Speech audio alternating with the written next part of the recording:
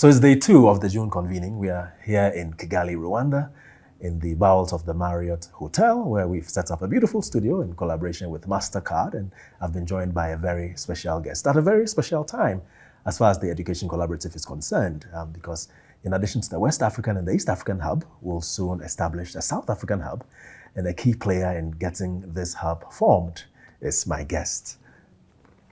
Good Hello. morning or afternoon. Well, depending. good morning, good afternoon. Even you can say good evening to people who are listening around elsewhere. Yeah, it all works. And she is Dr. Naziema Jappie. She's the Director, Center for Educational Assessments at the University of Cape Town, and she's a friend of the Education Collaborative. So the first thing I'll ask you is, tell us a bit more about your background and how you became our friend. Okay. So my background is a very jagged one. So I must say that my career started as a school teacher many, many years ago. And I moved into the world of activism when South Africa was during the apartheid time. And I started working with the trade union movement. I was the National Education Officer for the clothing and textile workers.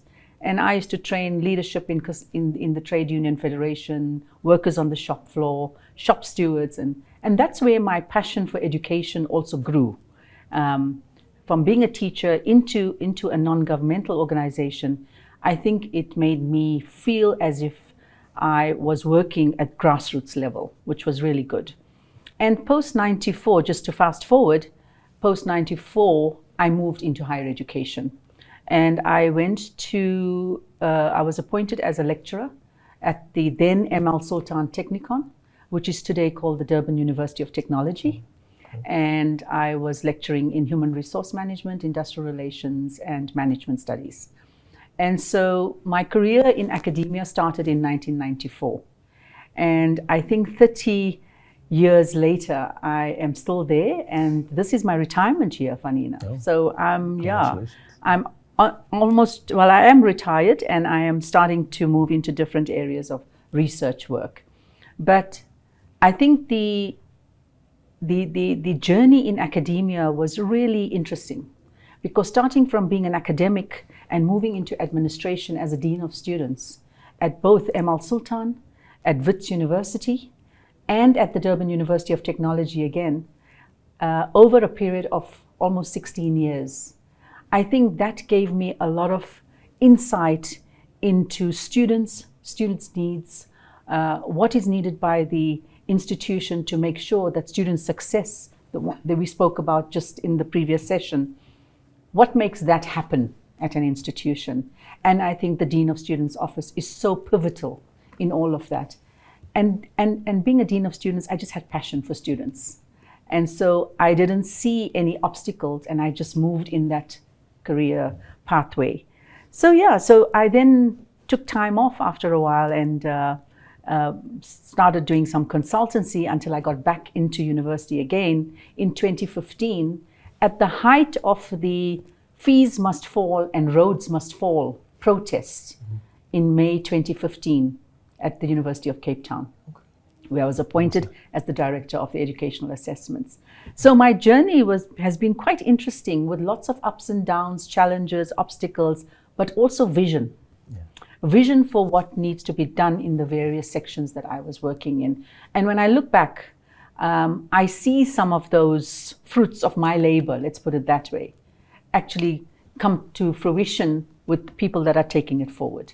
So I'm here today because Education Collaborative, I became a friend of Education Collaborative not so long ago, probably last year or the year before, but it was because of the work in career services. I was wearing another hat while I was Director of Educational Assessments. I was the Interim Director of Career Services at the University of Cape Town. And I got a call to say we'd like to share some expertise and knowledge from your institution, seeing that you have such a well-structured career service department. And that's how we got talking to the Education Collaborative. And Rose Dodd has been extremely supportive in all the work that we've been doing together with Education Collaborative. And I think the conversation then started about forming the Southern African Hub. And that's what we're going to be doing now. And we'll come to that in a bit, but back to your initial engagement with the Education Collaborative that concerned the Career Services Division. What are some of the tangibles that you can point to? And I think you mentioned that you are mentoring another institution at this convening. That was at the workshop. So you can tell us more about that. So the thing is that our Career Services Department has various focus areas. One of it is entrepreneurship, and always leads the way in entrepreneurship in South Africa. The other is in career consulting. Now, you will at University of Cape Town, it's a very different setup because the career services is not part of student affairs, which is the norm generally of it being part of student affairs. It is aligned with the academic curriculum, and it is based in the Center for Higher Education and Development. So it means that we work directly with faculties to ensure that there's synergy between what is happening in the curriculum, what is the students' needs in the faculty, and when they exit after being graduated, where they're going to go. So career services works very closely with that. And so it's a very different kind of context within which UCT works.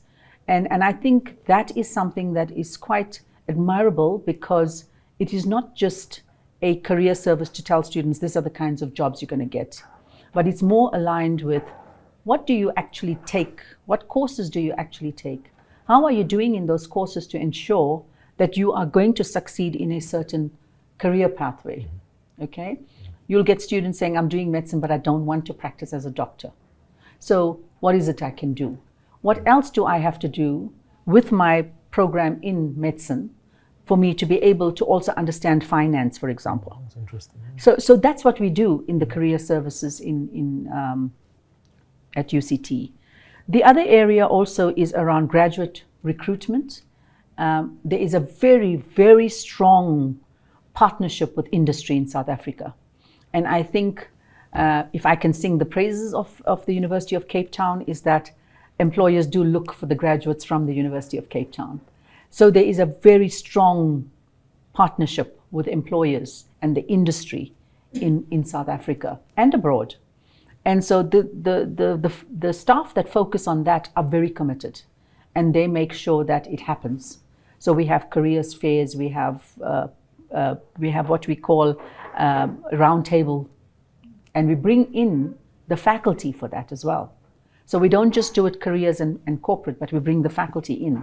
So if people want to talk about the commerce curriculum, for example, we bring in faculty, we bring in industry, and we say, right, this is what the curriculum looks like. And industry might say, well, we think you should be teaching something like this. And so it goes, the conversation continues. And so in that way, I think the career service is slightly different in ways in which it's functioning at other places. Yeah. It's not just about telling you what you can do. It's about how you can do it as a student. What is it that you want to do as a student and how we can help you? Yeah, and it's great for making students versatile, showing them that even though you're on one path, it's possible to add on skills that make you versatile and you can switch careers and so on. It's brilliant. That's great. And so the education collaborative side was we needed to facilitate some sessions in other universities to help them.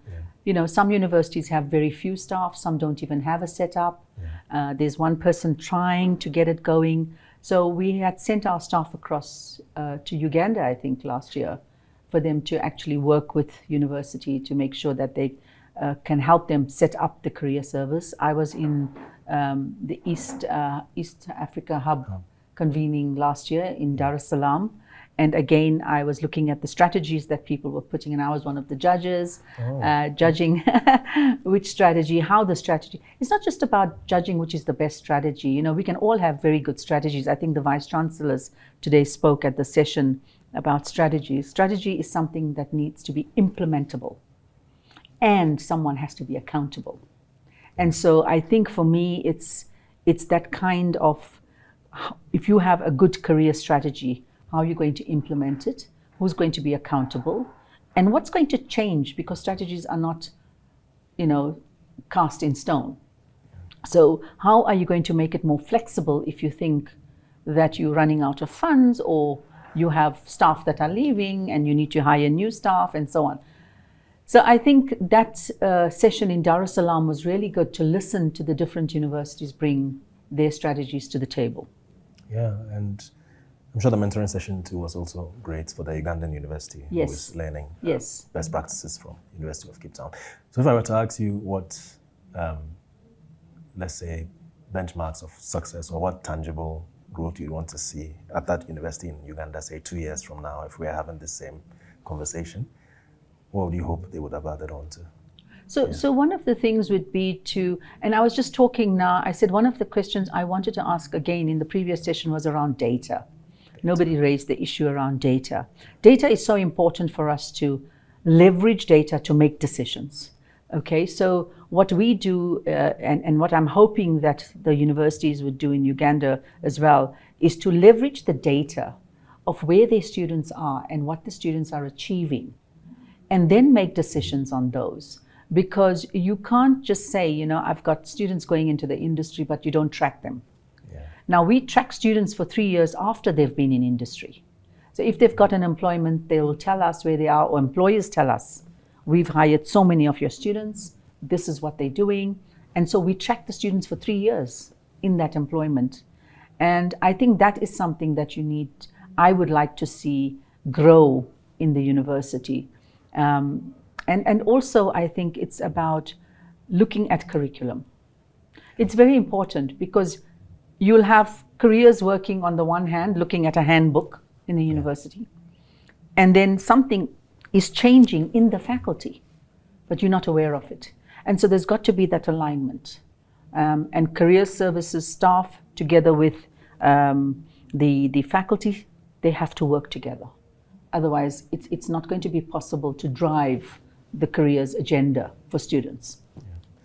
All right, and it's good you mentioned agenda, because the Edu Collaborative, they have an agenda of trying to transform the education outcomes across the continent, and they want to reach 1.1 million students by Correct. 2030. They are on track, but there's a long way to go. And one of the ways that they've tried to accelerate this process is through the formation of hubs. So you mentioned that you're playing a key role in getting the Southern Africa Hub established. So tell us more about this and why you feel it's so important to get that up and running at this time. So I'm very excited. I must say it's something that I think when I chatted to the executive director, Rose Dodd, she mentioned to me that what's a possibility? And when I looked at it and I thought, you know, South Africa has 26 public institutions. And then we have our neighbors who also have institutions. In the past and still currently, we all have some kind of MOUs going. But when I heard of the work of Education Collaborative, it's not just about signing an MOU. It's about getting down to the practicalities of knowing, of learning, and sharing, right? Knowledge. And also in that way, assisting each other in trying to look at best practices and how we can advance those best practices to other institutions that maybe don't have them, right? So we spoke about the establishment of the hub in Southern Africa, which will bring together universities in South Africa, Lesotho and Swaziland, which are our landlocked countries. And then we'll have Botswana, Angola, Mozambique, Mauritius, Madagascar, also form part of Southern Africa. Yeah. And we also have then Malawi, we have Zimbabwe, we have Zambia, right? Yeah. And Namibia. So we then decided, okay, let's try and see what's the appetite. And so we did a roadshow, and we found that the appetite was really good. There was lots of interest. People were already part of the Education Collaborative on their own. And now we thought, establishing the Southern African Hub doesn't make you feel lonely anymore. You now become a part of a hub, which is the Education Collaborative Southern African Hub. And so, you know, we could have the next convening in South Africa or anywhere else in Southern Africa. But I think it's important for universities to understand how we can then collaborate within the Southern African Hub. Because we also have countries where there's a language barrier, right? Yeah. So Angola, Mozambique is Portuguese, whereas the others are all mainly English-speaking countries. Seychelles may be French, but I think they still do speak a lot of English. But Mozambique, Angola, they need to be brought into the fold.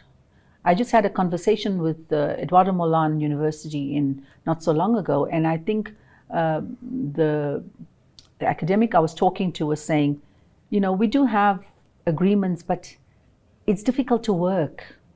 But if we have this hub, it may make things easier for us, even to go into Africa and work with other institutions. So I think bringing the Southern African Hub and establishing that will be a great advantage to all the universities. Also, and I'm going to say this because there is a lot of competition in universities, right? Even in South Africa, 26 universities do 26 different strategies. They all like to compete with each other. Sometimes we're competing for the same students. We're competing for the same grant. We're competing. So there are things we can do collaboratively where we can then share the grants. We can share students. We can even exchange students, Student mobility is so important for students to also learn as part of their learning experience. And that happens very rarely. So, you won't find many students from South Africa, for example, going into Africa to study. Yeah. But you have the other way around, students from Africa coming into South Africa, for example. Yeah. But South African students would love to go to the UK and the US and so on. And understandably so, because that's what they know. That's where they get the grants from to go. Yeah. So I think this will allow us to also create a student mobility and access within the African continent, which is, I think, extremely important for students and their learning experience in higher education. Yeah, I like that. And I like what you said about competition, because that's one of the things the Edu Collaborative is about, getting universities to see that, no, it's not a competition, and we can actually achieve more together. Yeah. So that's a great point. And we all have a place, right? Yeah. Every university has a place and a space in this higher education landscape.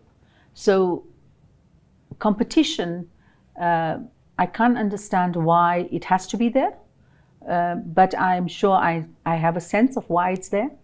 But I think it's also about what are you providing to the students at the end of the day. Is this student going to be a global citizen or not? And how is the student going to be able to go out into the world? Doesn't matter whether you've come from University of Cape Town or you've come from the University of Rwanda. How are you going to portray being a good global citizen at the end of the day? And I think that counts for a lot. Yeah, it does. And you mentioned there being a challenge, well, at least with two countries, Angola, and with the language barrier. What other challenges do you Challenges will also be around funding. Okay. I think there's been a lot of funding cuts, as you know, recently. All the universities are facing the funding cuts that have been stopped from the US. But it must also make ourselves more reliant on certain things that we can do in our own countries instead of relying on funding from the United States. I think we've relied for handouts for far too long. We think that's, and I don't think we wanted to move from there because it was easy. Now it's crunch time. And so I think universities have to start thinking about what other alternative options or alternative methods can we make funding more available in our own countries or across the continent, for example. Can we share things? And I think the collaborative is doing that. The collaborative is allowing people to share ideas, share resources, share research work. And that is really admirable that the collaborative is doing that. And I also, want to say big thank you to the MasterCard Foundation, because the MasterCard Foundation is enabling this to happen. It's making sure that this is not just, something that you put money into and then you sit back and you think about it. But I think it's enabling, it's an enabler to make sure that the work of the Education Collaborative is going to be more sought after, let me put it that way, in the future. Yeah. And yesterday, Rose in her opening address touched on the fact that, now students are facing, I'm paraphrasing, but students are facing challenges going outside for obvious reasons. So why not create the kind of condition here where they do not see the need to go outside? Yeah. I think, we can create opportunities to an extent. Yeah. Depends on what is the investment coming into your country, right? But we must also encourage our students to go out. Sometimes our students are a bit I guess scared. maybe that shouldn't be, maybe I guess what we're trying to move to is where that's not the first thing, that's not the first choice that comes to mind, maybe. Yeah. Within comes first, and then that rather becomes the second That's right. option. People would like to stay at home, right? Yeah. But also to create a space for students to understand that there are opportunities out there, But because we also, within certain context of our own upbringings, whether it's home, whether it's school, whether it's university, whether it's our country, students are a little scared to move out of that comfort zone, right? And so they'd rather be unemployed and stay in the country than going out and getting employment in another country that is foreign, because how do you deal with that? Now, that is something we also don't teach them at university. Yeah. We don't talk about these things. We have an international office, but I don't know if they actually work with students who want to go out and actually encourage them, mentor them, change their mindsets about what is out there. And so I think it's important for us to also look at that aspect. Why is it that our students don't want to go out? They'd rather stay unemployed in your country, but in a specific country, but not go out and work somewhere else. So any last words on the work of you've talked a lot about it anyway, but the work of the collaborative? Well, I must say that the work of the collaborative is so important, because one of the things that I'm very involved in is leadership training, and I look at social justice leadership. My research is mainly in that area. And also to just, I see that, in the education collaborative, there is a space for that. We're always talking about careers, because I suppose this convening is around student development and students. But ethics, ethical leadership, what does it mean for higher education? Do vice chancellors walk the talk? Okay. And I think when we look at what the education collaborative brings in terms of making sure that we have these kind of programs that can help different universities, straddle the different challenges they have. I think that is what the education collaborative is good at doing. And I found that even in my own space, just talking and working and having conversations with different people in the collaborative, I found that there are things that we shared, that we didn't know each other very well, but we shared ideas, which has now come to fruition, And I think it's about the commitment that the Education Collaborative has in sharing its vision, making sure its mission is accomplished at some point, and also to make sure that all the universities who are members of the Education Collaborative, and I encourage universities who are not members of the Education Collaborative to become members of the Education Collaborative. It is free. So it's not about, being apprehensive or saying, I don't want to belong to something. But I think when you are in the system, you are in the collaborative, you will definitely achieve good things. Yes, so there's a lot of collaboration out there, a lot of things on paper, but that don't often actualize in real life. So how do you feel the collaborative plays a role in changing this dynamic? Yeah. So I think what the collaborative does is the collaborative brings people together, not just one person and one other person. And what I find is that many times there's a one-to-one collaboration.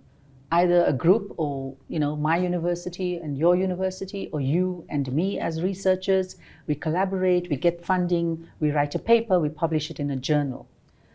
For me, it's about the practicalities thereafter. What do you do with that? Where are you taking that?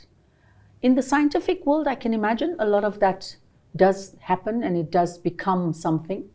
Either you're going to write something and then you develop a vaccine. Okay, good example, right?